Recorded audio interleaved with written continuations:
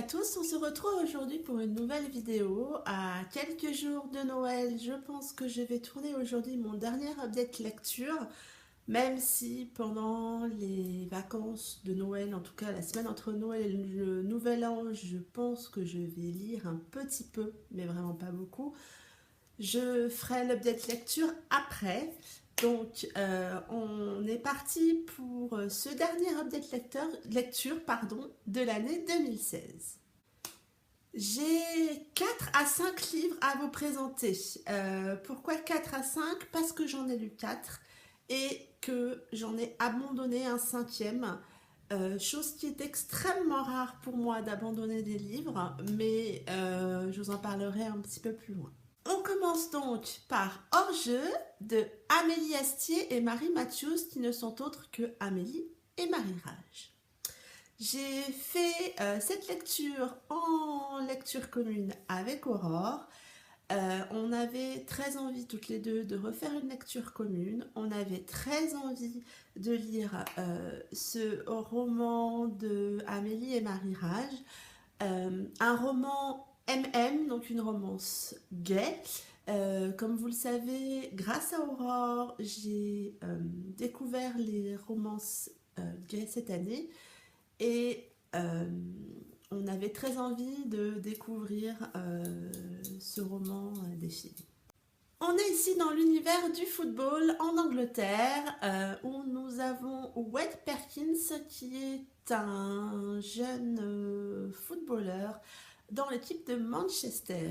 Il a la place de capitaine, il est là depuis de nombreuses années. C'est Manchester qui l'a formé quand il était jeune et il est toujours au sein du club. C'est un souhait de sa part de rester fidèle à son club. Suite à un joueur blessé, on apprend à Wade qu'un nouveau joueur va arriver. On ne lui dit pas qui et on n'explique pas non plus à Wade les raisons du transfert de ce joueur. Wade a la réputation d'être un tombeur, d'être un homme à femme, réputation qu'il se crée puisque Wade est homosexuel, mais seule sa sœur est au courant. Et ses parents ne sont pas au courant. Il a très peur de l'image que peut donner un homosexuel dans l'environnement du football et donc il cache son homosexualité. Le nouveau joueur arrive, c'est Nicky Jones. Nicky Jones qui est également homosexuel, mais qui lui le cache moins que Wade. En tout cas, sa famille est au courant, son entourage est au courant, mais c'est pas quelque chose qu'il a rendu public dans son milieu professionnel. Et je vais m'arrêter là pour le résumé, puisqu'il va y avoir cette rencontre entre Nicky et Wade. Que dire de ce roman? J'ai adoré. On a partagé avec Aurore cet avis. Allez voir sa vidéo d'il y a quelques jours, je vous mettrai le lien juste en bas de la mienne sur son update lecture, mais les émotions sont décuplées. J'ai été très touchée par cette histoire.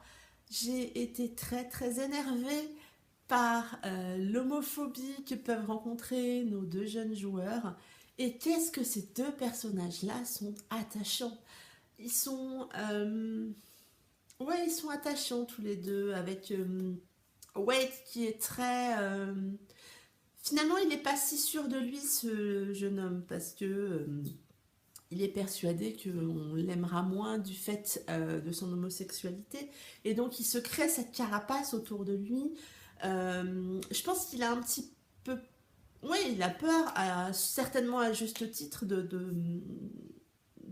vivre en plein jour son homosexualité. Et on voit arriver Nicky qui va aller le bousculer, qui va aller lui faire vivre des choses auxquelles il ne s'attendait pas. Et c'est vrai que je ne sais pas si c'est lié au fait que ça soit une romance MM ou pas, sans doute aussi avec la plume magique de Amélie et Marie Rage, mais cette histoire, elle m'a transportée, elle m'a bouleversée, les émotions, elles ont été décuplées. Donc si vous n'avez pas encore tenté le MM avec Lily M, vous pouvez également tenter le MM avec Hors-jeu de Amélie Astier et Marie Mathieu, parce que je suis sûre que ça pourrait vous plaire. J'ai ensuite enchaîné avec le tome 3 et le tome 4 des Anges. J'ai littéralement enchaîné les 2 derniers tomes de cette saga parce qu'il m'a été complètement impossible à la fin du tome 3 de ne pas enchaîner sur le tome 4.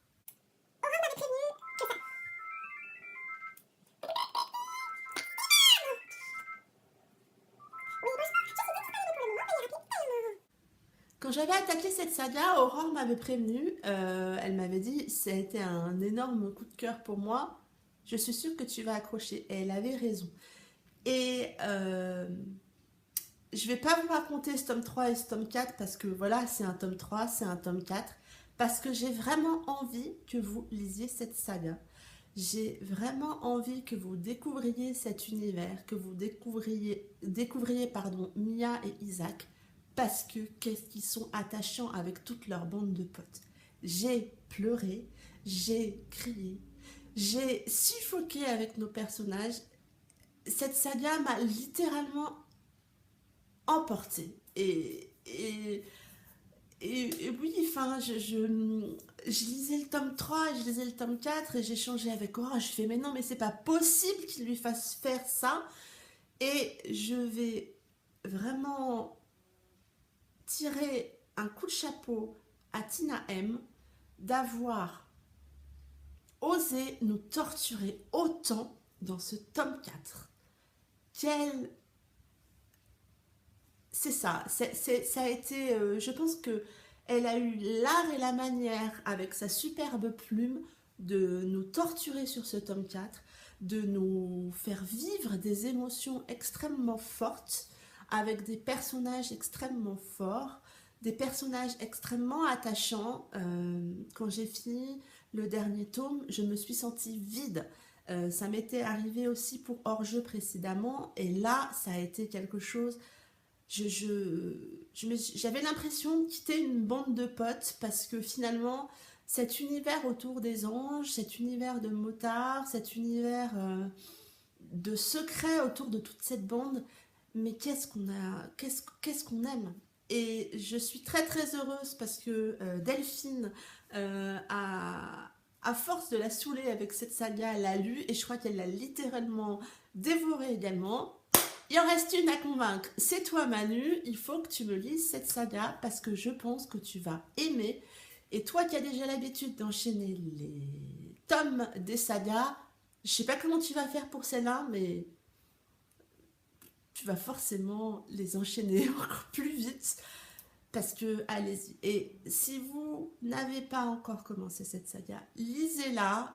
Après les anges, ça a été dur, je me sentais vide, je me sentais désemparée et j'avais pas du tout envie d'enchaîner sur du new adulte. Je ne savais pas réellement quoi commencer, je me suis dit tiens, c'est l'approche de Noël. Je savais voilà, qu'au moment de Noël, ça aurait été sympa de lire ça et donc j'ai sorti La danse hésitante des flocons de neige de Sarah Morgan, que j'ai laissé tomber au bout de 60 pages. Ce n'est pas que l'histoire ne s'installe pas vraiment, ce n'est pas que ça soit mal écrit, c'est juste que je ne suis pas arrivée à rentrer dedans. Je ne sais pas si ça a été l'effet après les anges, si ça a été parce que c'était trop gentillet pour moi, mais voilà, j'y arrivais pas, je n'avais pas cœur à lire, ça ne me plaisait pas. J'ai donc pas insisté, je l'ai mis de côté. J'y reviendrai peut-être à un autre moment, mais en tout cas là, c'était pas le moment. Je me suis donc dit, on pourrait peut-être essayer de partir sur un policier. Mais la nénette part un petit peu pénible. Je ne voulais pas un roman policier trop noir, trop sombre, trop d'intrigues particulières, trop thriller. Je me suis donc orientée sur Criminals Red de Amélie, qui est un livre mêlant intrigue policière et romance, et ça l'a fait. Je suis littéralement rentrée dedans et ça l'a fait. On retrouve ici Red Calva, qui est un agent du FBI à New York, qui apprend que suite au départ à la retraite de son coéquipier, il va devoir former une jeune élève sortie tout droit de l'école. Et ça ne l'enchante pas vraiment, Red Calva, d'avoir à gérer une nouvelle coéquipière. Il s'était imaginé qu'ils allaient le laisser tout seul et bon, ça lui convenait, c'est ce qu'il voulait un petit peu.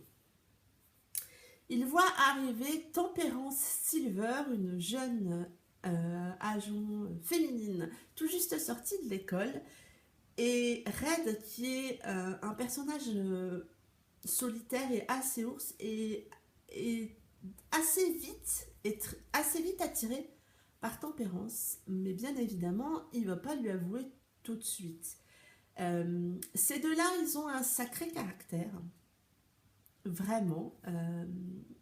Red est un ancien militaire, on sent assez vite qu'il a vécu quelque chose d'assez compliqué dans son passé, lors d'une mission à l'étranger, qui a fait qu'ils l'ont reconverti au FBI parce qu'il a des connaissances qui intéressaient beaucoup le FBI.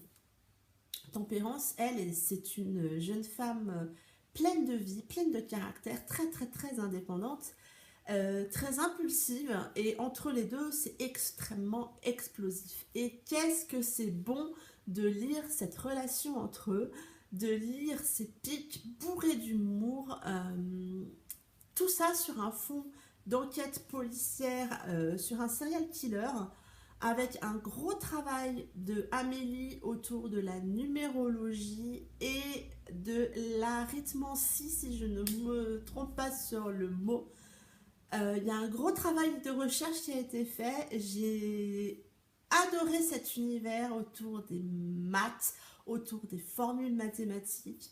Qu'est-ce que j'ai aimé, on retrouve la plume de Amélie, on retrouve cet humour, cette relation particulière entre les personnages qu'elle s'est créée. Et oui, oui, c'était bien, et voilà. C'en est tout pour mes lectures passées. J'ai rien en cours puisque je viens de finir Criminal's Red ce matin. Je vais sans doute commencer la saga Something Wild, Something Dangerous de Lexi Ryan. On va voir si je me lance là-dedans. Ça sera sans doute donc mon dernier update lecture de l'année. Je vais tourner plusieurs vidéos, donc vous devriez en avoir pendant les vacances. Je vous souhaite en attendant de passer de joyeuses fêtes de fin d'année, de profiter de vos vacances pour ceux qui en ont, de profiter de tous ces moments en famille. Et je vous dis à très bientôt pour de prochaines vidéos, à très bientôt pour de prochains updates lecture. Bye bye!